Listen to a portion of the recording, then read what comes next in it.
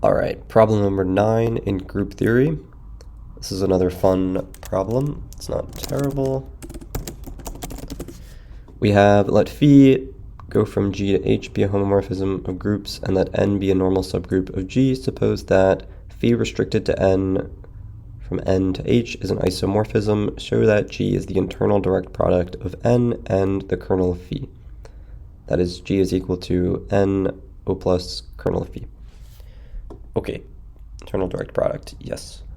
So we need to show two things, essentially. We need to show that N and the kernel of phi trivially intersect, and we need to show that G is equal to N times the kernel of phi. Okay, so we'll start off with the first piece, but let's set up the problem. So to set this up, we'll say that let K be the kernel of phi. So I can deal with K instead of writing the kernel of phi every time. It's a lot better.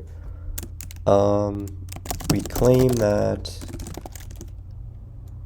N intersect K trivially intersects. Let X be in the intersection. Then phi, then since X is in K, phi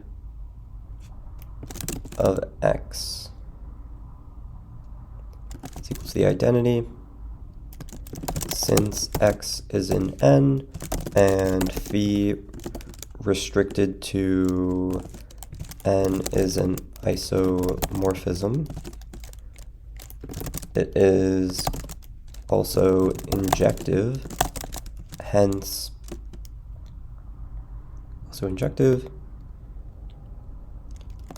every element that maps to the identity is the identity. The identity in H is the identity in G. Okay.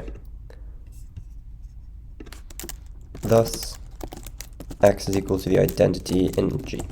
Thus, X is equal to the identity in G. Therefore, every element in the intersection is just the identity. Therefore, N and K trivially intersect. Whoops, forgot the equal sign. Okay, so halfway done. Now we want to prove that we claim that G is equal to N times K. This is what we want to prove. Okay, let G be in G since phi restricted to N is so it's an isomorphism, so it's surjective, is surjective. There exists an N in N such that phi of G is equal to phi of N. Hence, phi of Gn inverse is equal to the identity.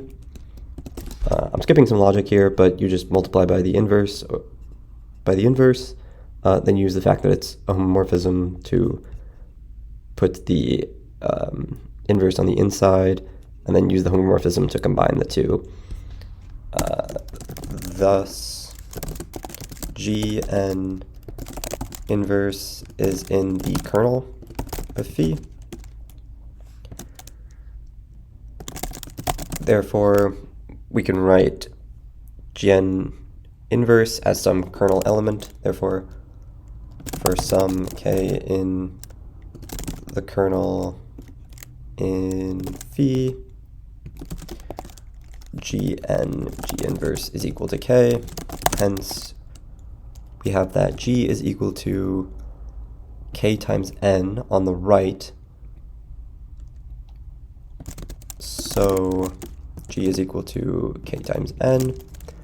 But since N is normal, we have that Kn is equal to Nk. Hence G is equal to nk.